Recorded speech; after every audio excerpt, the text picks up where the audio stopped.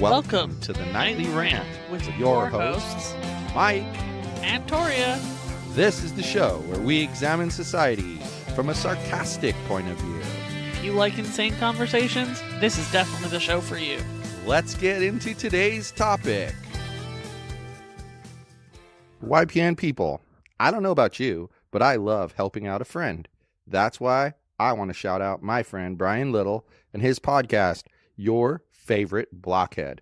This is the only show that manages to weave together peanuts and MMA into one heck of an amazing podcast.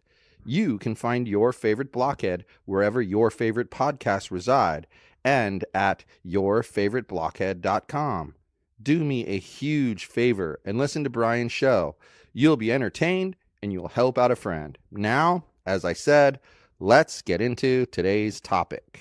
I posted an episode of Liberty Revealed on the Huntington Beach Community Voice. Why would you go and do such a thing? Because the person that was on the interview is a school board member there in Huntington Beach. Oh. And she's quite controversial because she's done some good things. And so, of course, as usual, when people do good things, people bash them and go after them. And she's very aggressive about getting stuff done. But there is like this cult that bashes her and bashes her and bashes her. They have a website called crooked and then her name.com. That's spectacular. And when I commented that I can't believe you have a website dedicated to bashing a public official, one of the adults with a quotation mark? yes, who are actually children, says to me, well, I guess you don't believe in the First Amendment rights and freedom of the press. Well, first of all, we don't even need to get into whether or not they're the press because they're not the press. They put up a blog to bash somebody. All right? Doesn't make you press. That makes you an idiot. Right. It doesn't make you press at all. But secondly, I didn't say they couldn't have the website. I said that I'm amazed that they have the time to have the website. And the other thing that I said to him was, well, if all these things are so terrible about her and if she's such an awful person, why aren't you out there campaigning against her? Because there's nothing to recall her for. They don't need to recall her. But he wants to get rid of her. She has to run for re-election in 2020. Campaign against her right now. Why don't you run against her if you think you're so awesome and she sucks so bad? But see, that's the problem, is they just want to talk crap. And so, like, first 3 reactions to it were the ha ha ha emoji. Those are the first 3 reactions to it. And then, like, somebody that I know from my campaign made a comment about how, oh, you just wait, the haters are going to come out in force. And it took about half a day. And then they just started coming out of the woodwork. And the comments were just so childish. Like, one person was like, why are you stirring the pot? Really, I'm stirring the pot. You're the idiots who are in here bashing her. And I'm stirring the pot by promoting my podcast.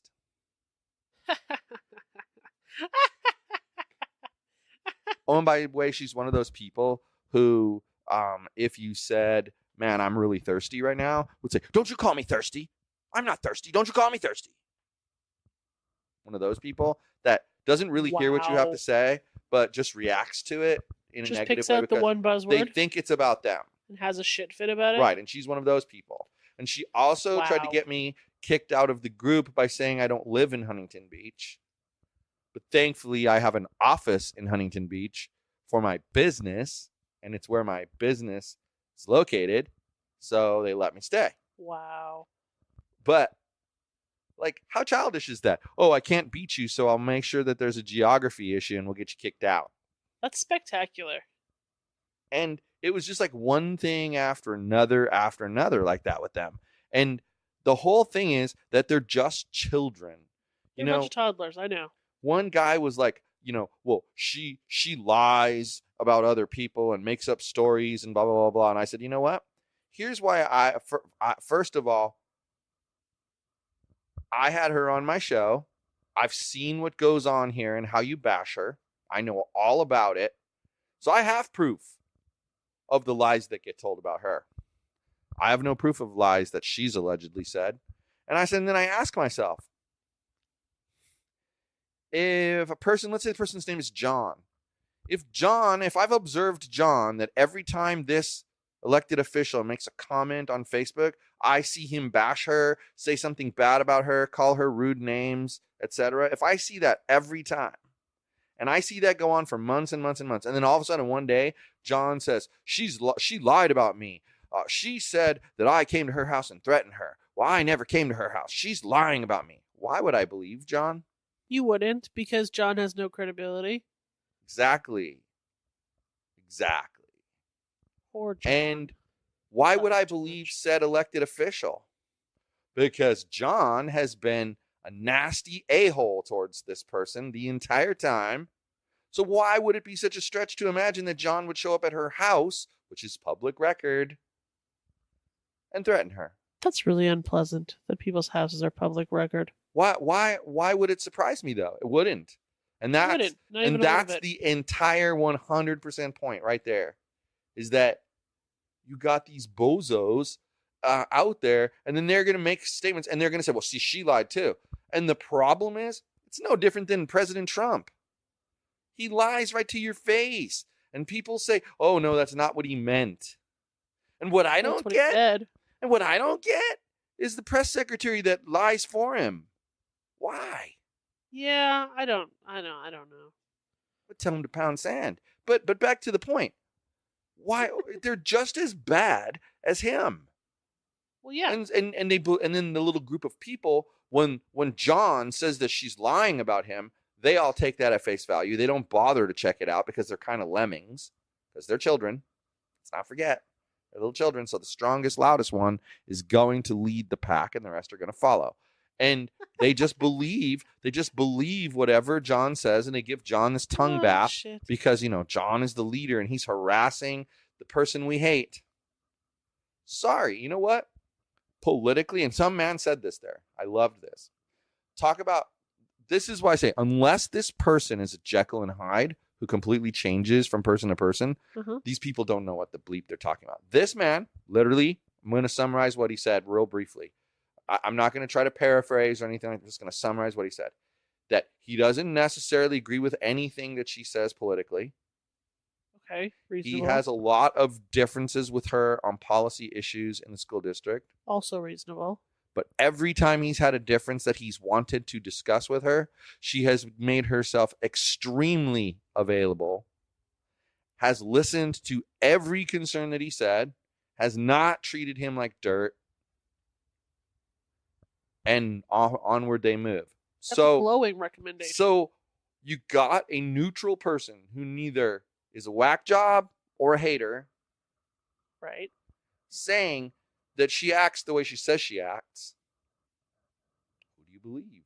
I'm sorry, but the evidence needs to be presented. It's easy for anyone to say things about people. We've experienced this very thing. Right? I was going to say, you know who this reminds me of? This reminds me of that dude at the libertarian thing that's harassing the chairperson for no good reason. It's the same situation. Yep. Or like the time that lady tried to say, of course you're going to back me up because I pay you. like just stating it as fact. So then later when she would say things that I knew weren't true, and I'd say, you're just stating that because that's what you feel like saying and you are a liar. Well, you're just mad because, this, that, or the other thing. And I do my research and I'm good at research. I'm like a detective. And I was like, yeah, and that's why you thought that I pay Toria. And that's why she supports me. Yeah. Think again, bro. Think again. Think again. And that's how it looks like here. You see the reasonable human being giving a glowing recommendation. And not only that, a reasonable human being who disagrees with this person on many, many, many, many, many things. So it's not like he believes her on everything. Right. With her on everything except for like these three things. He's against her on everything except for these three things. Right. And then when he wants to talk to her, she talks. And like, I've seen multiple times, like I saw somebody post that they have proof that she had an affair, and that's why she's getting a divorce, and that it's in the divorce papers, and it's public knowledge, and that so don't say I'm stalking her. So she said, oh, really? First, I'm going to tell you that none of that is true. Second, since you're claiming it's true, I will expect you to present the evidence right here in this thread. Wow. Now, come on. My first thought was, it's just like me when they were trying to say that the racetrack bought me. I'm like, okay, you guys want to say something stupid like that? You go right ahead, because it would take a lot more money than $2,000 to buy me. Right. A lot more. Like, I'm talking hundreds of millions. Like, you're talking a lot of money. A lot of money. Probably more money than the racetrack. She basically did the same thing I did. I was like, okay, so prove that I was bought. Show me your proof. Right. You're making a statement. Show me your proof. Right. She did the same thing. Crickets. Of course. It's always crickets. But yet they want to say that she's this terrible, evil person who's done all this terrible, horrible shit. And so I made another point. First time she ran for election, there was an incumbent and 2 new people. Want to know who won the election? There was 2 spots open. The 2 new people. So if she's so terrible, how'd she get elected in the first place? She had like 17,000 votes. He, the incumbent, had 10. Then this last time, she won by over 9,000 votes and had the most votes. So again, if she's so terrible and so horrible, why did she get reelected? Because again, just because those people are yelling the loudest does not make them right. But they think they are. Because they're loud and obnoxious. Sorry if you're listening and you're one of those people, but you're a giant idiot. Well, but I don't know what it is about people and acting like that. Like, I posted something today about unsheltered homeless people. And the very first person to comment on it says that those numbers aren't right. That I just read an article that says we have a total of 7,000, and that only adds up to 3,600. It's how many unsheltered homeless. That is clearly going to be a smaller number than the total. I feel like the person you're referring to right now is a rant for a completely separate day. But it wasn't her. Really? It wasn't the one who made the initial comment. And yes, she is a rant for another day. I thought the whole entirety of the idiot was her. Oh. Oh.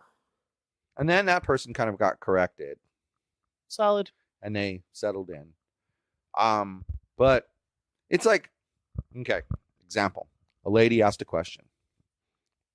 And she said, like, well, the reason they come here is because Buena Park is lenient on the homeless. Okay.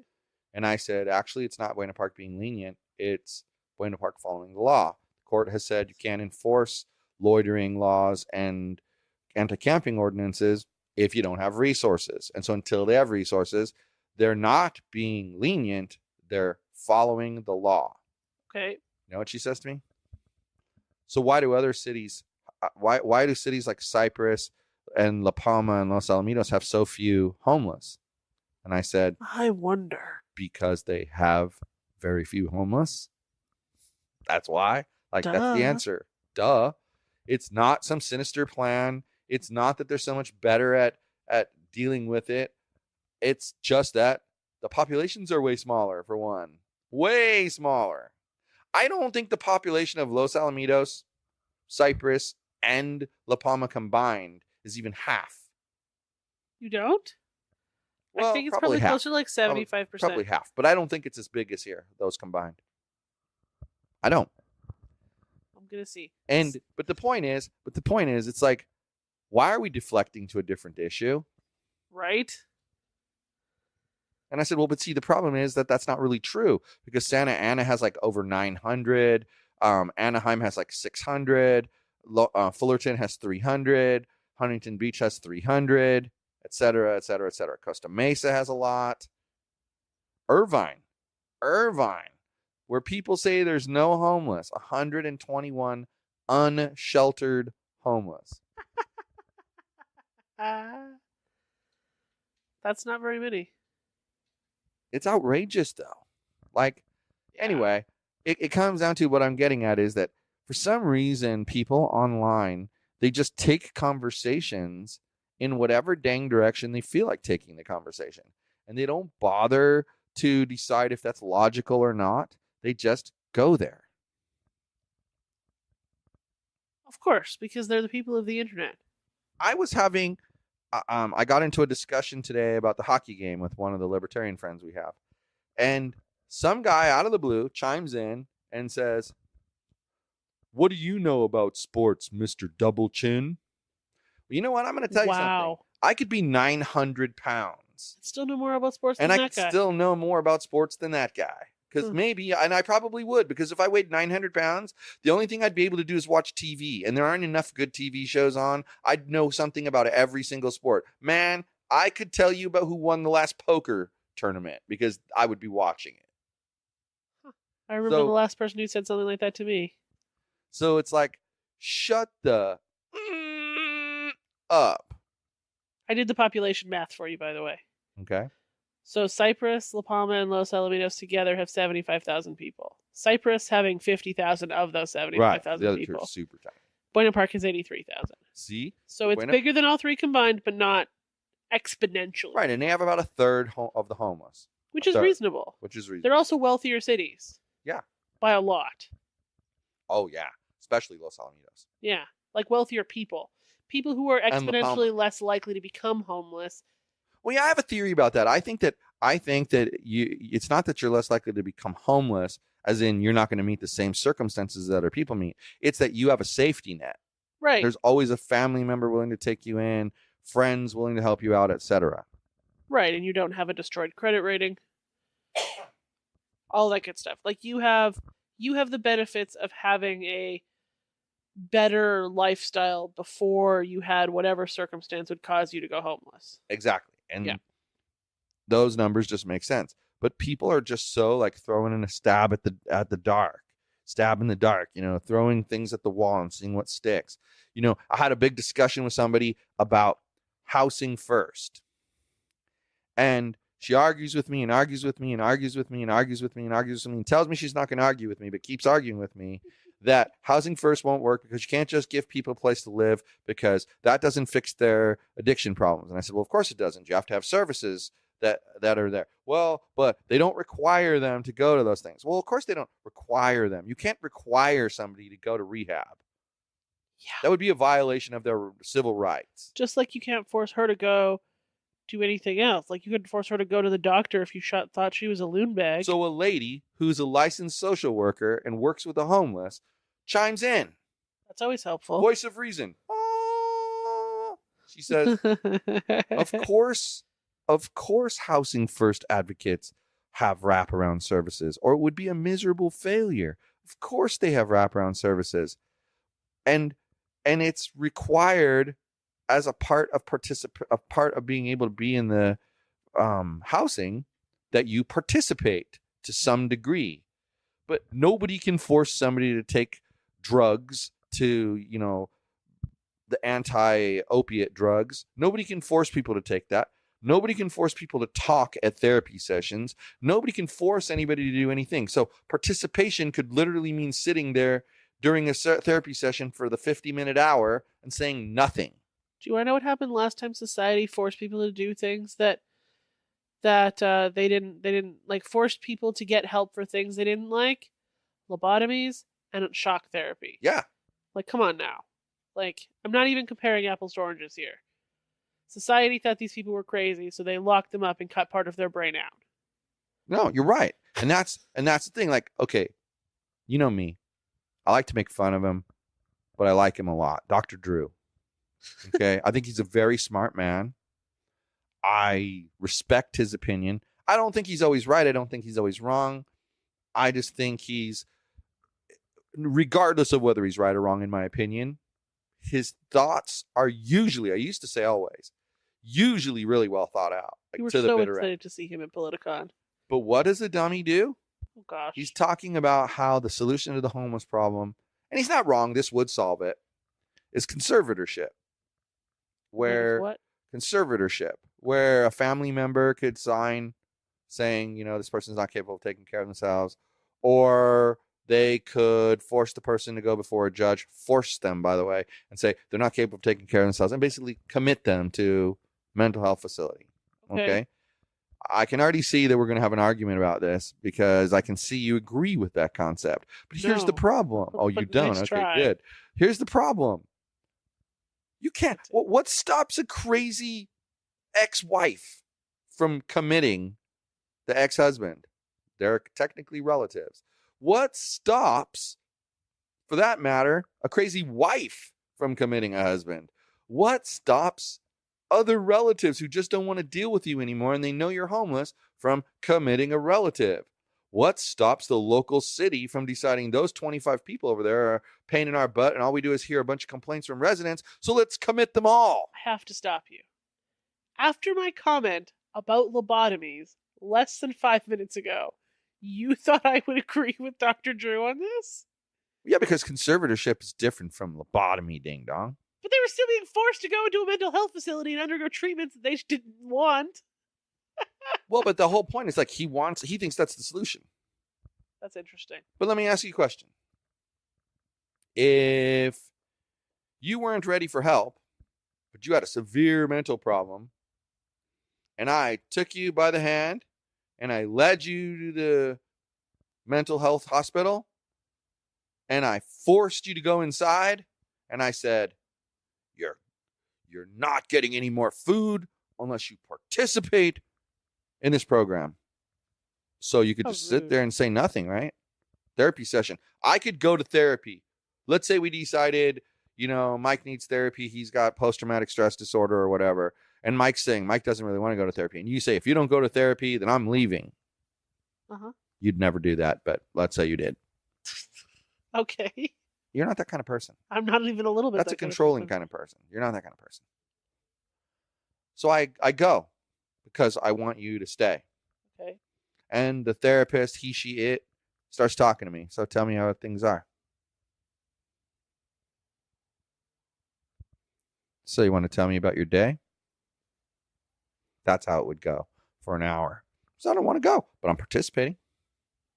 I went, didn't I? That's participating. Yep. And guess what? Therapists can't tell you that I'm not talking. Right. The only exception to that is court-ordered therapy, where they do a report on if you actually actively participated. But that's the whole point, is you're participating. Right. You're there. You're doing what was requested. You could even do this. So, you want to tell me about your week? It was fine. So how did that make you feel? Pretty angry. Dude, you could blatantly So what makes you feel angry? A lot of things. Well, can you list some? No, not right now off the top of my head. Guess what? They got to report back to court. You were cooperating and you were participating. But really, were you? Come on. You weren't. You were just answering the questions with the bare minimum. Like when we were chatting with the scammer today. Yeah. All I answered was, yep, nope, never, nope, nope. But that's not the answer, conservatorship. You can't force people. And that's what the lady was saying. You can require them to participate, but unfortunately you cannot force them to be good participants. Well, there's okay, so even if there were some people that conservatorship was the answer for, because there are some people who are out there and who are like super mentally ill. They don't know which foot is different from their hand. Like they've just lost it completely. And their brother, sister, mother, father, son, daughter committing them and getting them some help and getting them on the appropriate medications would probably change their life. But I would say that's probably 5 people out of all the homeless people in Orange County. So why should they all be subjected to that? Who's going to pick out the 5 people that would actually help? But tell me something. What do you see? And we see things differently. Like, we look at things differently. So you might not see this the same way. But so a person says, no, housing first isn't going to work. Those people, You can't. They're just going to do their drugs and drinking in the bed instead of out on the street. So? Hold on, though. What do you see wrong with that logic? Like, what's the first glaring problem with that logic? You're assuming they all do drugs and drink? Exactly. But what do we know? The nationwide statistics and the most recent point in time count. 33%. Exactly. A third have that kind of problem. So what about the other 67% that don't have that problem? They shouldn't have an opportunity. Of course not. Because this person's an idiot. By the way, decided they're all addicted. By the way, I thought it was kind of ironic that 40% was a number the judge settled upon as people who don't want help. And the number that they counted for people who have addictions, which I would imagine those are going to be the people who most don't want help. Or afraid to take it. Were 33%. That's interesting. I think that's interesting that the number was so close. And even the chronically homeless, the ones who have been homeless on and off for at least a year at a time because they're fighting some disease or whatever, was 51%. Now, this is why I say 51% of the homeless have that as a problem. And then 33% of the homeless have a substance abuse issue. And I'm going to tell you that I think a percentage of the 51% is also in the 33%. I think they live in both places. But 51% have become homeless because they're fighting a debilitating disease. What happened to they just chose the lifestyle? I mean, I think that's BS. Well, then, question for you. Okay, so these people are saying they don't want homeless people to get supportive housing or assistance because they're drug addicts. Yet these people are perfectly comfortable paying their taxes so that people who are on welfare can get housing and assistance, but they're not required to be clean and sober. You want me to blow your mind further? Sure. I'm not sure your mind has ever actually. You're going to say, duh, when you hear this, but I'm going to almost guarantee you've never thought about it in this way. People like to scream and yell when there's homeless discussions about how I do not approve of my tax dollars going to help those freeloaders. Okay. They are freeloaders, and I will not pay one more dime to house freeloaders. I will not help freeloaders with my tax dollars. I'm not doing it. Who do they think is funding those freeloaders currently? Who's paying for the police to go out there and check on them when needed? Who's paying for the fire rescue people to go out there and help them when they have a problem? Who's paying for them either way? Who's paying for their medical bills? Who's paying for their caseworker that has to go out and talk to them? We are, the taxpayer, our dollars. So guess what? Would you rather your tax dollars go to keep them out on the street where they annoy the crap out of you personally every single day? Not saying they annoy me, they don't. But apparently you don't like them. You call them freeloaders. Wouldn't it be better to house them somewhere, get them off the street, and maybe get them some help? And then here's something I want you to touch on. What do you think? Because we both know that this housing first model has been very successful all over the place. And one of the things that I've always read is that for some reason, when they're housed, people who previously didn't really want help for their addictions suddenly want help for their addictions. What do you think it is that creates that change just by taking them off the street and putting them in a warm house? Think of the day in your life when you were the most stressed about money. You probably would have done anything on that day to not feel that stress anymore. Within reason.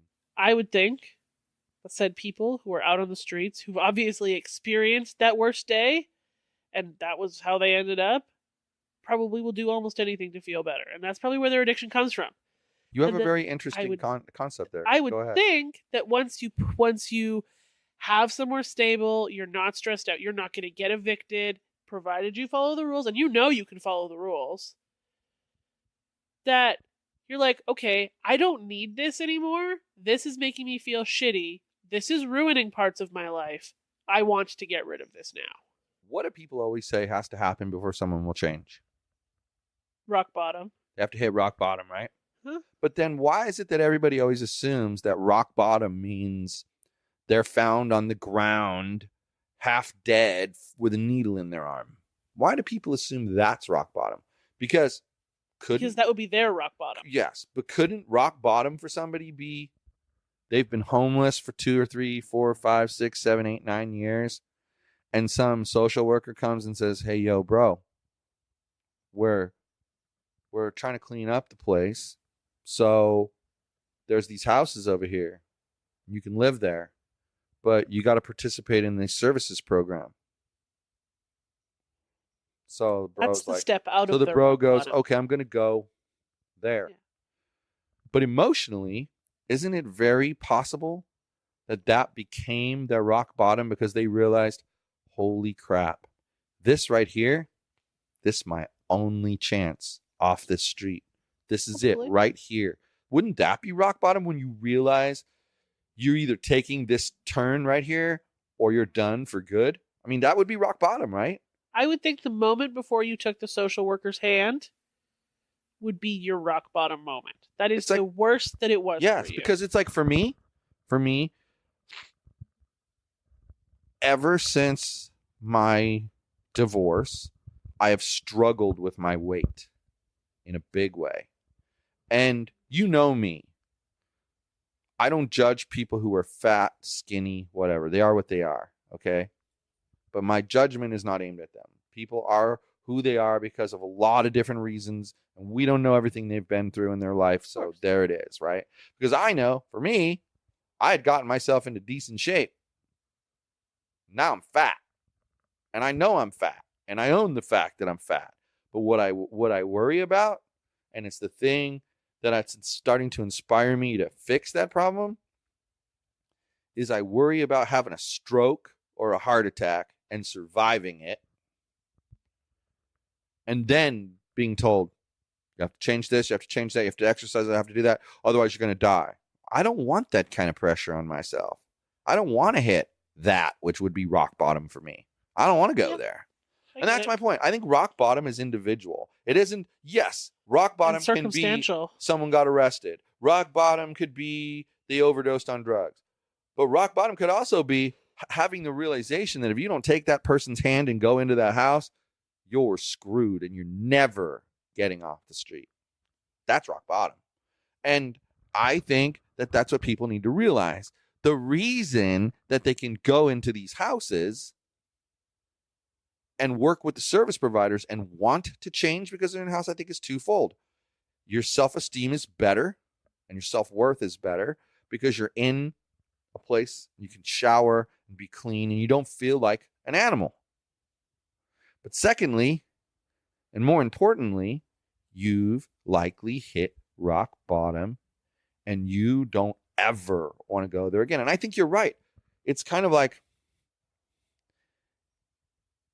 you know, like when we talk about, oh, I would pay the $2 extra for XYZ because it just tastes so much better. Uh-huh. They're the same exact thing, but that one over there is $2 more and it tastes better. I'm paying that extra $2. Well, it's the same. It's the same kind of thing. They're willing to do more because they feel better about themselves. So they're willing to do more. They're willing to try harder. And that's what happens. You've been listening like all the business training that we've been doing lately, and all they talk about is how you have to get past this mental block and you have to get past that mental block. And it's true. I think what human beings do is we talk ourselves out of things. And we talk ourselves into things, and we talk ourselves out of things. And I think after a while of being out on I can't imagine, like we have that lady that since I've lived here has lived in her car right around here. I saw her. And I have a lot of thoughts about that, okay? Everyone tells me how she has a really good job, but she just can't put together a deposit. Something about that doesn't sit right with me because, I don't know, if you made $5 an hour in the amount of time that she's been out there, she could have saved a deposit for an apartment. My guess. Because I do believe she has a job, because she's never asking people for anything. Right. Like, she clearly takes care of herself in her car-dwelling existence. My guess is there are other reasons she can't get an apartment, and can't save up a deposit is what she tells people. Yeah, that's probably true. I mean, I didn't think about that. See, because I'm cynical. Yeah. But I don't know. I think that issue is where people get lost on the housing thing, is that they're expecting the rock bottom to be their rock bottom, and they're not understanding that the rock bottom is individual to that. That's a stupid comment. Individual to that individual. Individual to that person. Right. So we're going to have more homeless talk in about 2 episodes. And on that episode, I'm going to debut. It's already been in the show notes for a little while, but I'm going to debut something you don't even know about. That is our rant mail. Rant mail? We have a voice number where people can leave a voicemail that I call a rant mail. And they can rant about us. They can rant about something that's been on the show. They can rant about anything. What's wrong with you?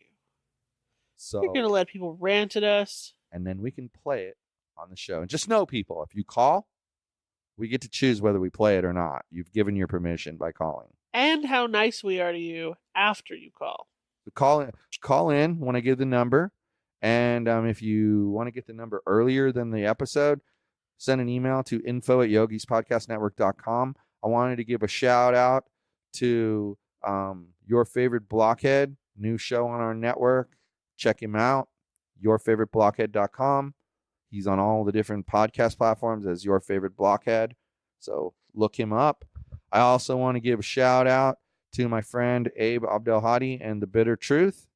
And, look him up, listen to his show. You got a preview, the last episode, you got a preview of what he was like. He's a crazy, open... He's a lunatic. He's a crazy guy who, says what he thinks, just like me, and I love it. And he and I are actually trying to work out a show together. He's going to be on Liberty Revealed. And then watch for It's Debatable. We just hired a host for It's Debatable, and we're going to get that sucker off the ground.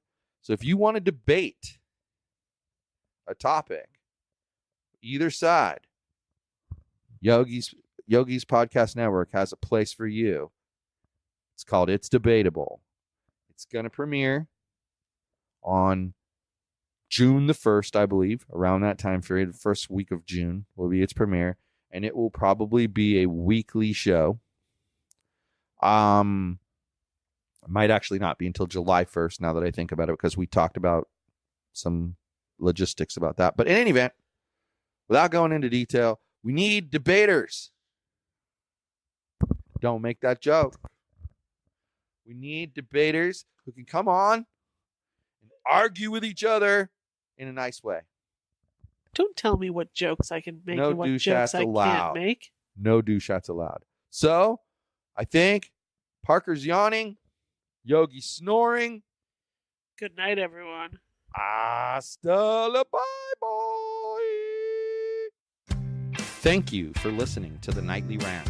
If you enjoyed the show, please give us a 5-star rating on Apple Podcasts or Google Play. If you didn't enjoy the show, please just ignore that previous request for a rating. This has been a Yogi's Podcast Network production.